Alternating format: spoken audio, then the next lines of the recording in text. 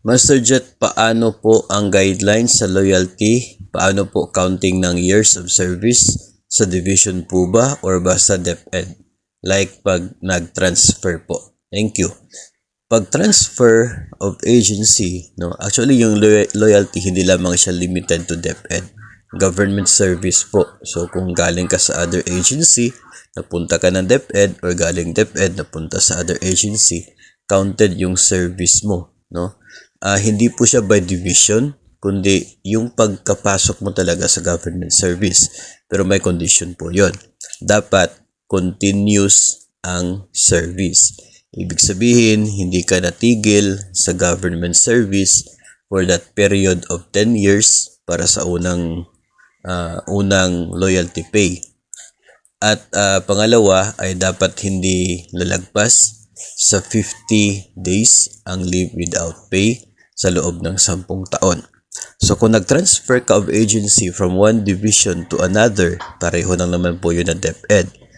Dapat yung last working day mo sa first division, kinabukasan yung first, last working day mo sa previous division, kinabukasan dapat yung start na first day mo na sa bagong station.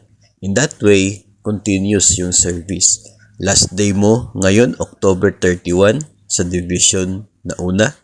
Kinabukasan, November 1, first day mo sa bagong station. So, walang gap doon sa government service. Continuous. So, counted yung previous na service mo sa ibang division o kaya ay ibang agency. Ganun po yung sitwasyon niya. Pero kung naputol, ay hindi na matatawag nating continuous yung service mo. Kaya hindi na counted yung nauna.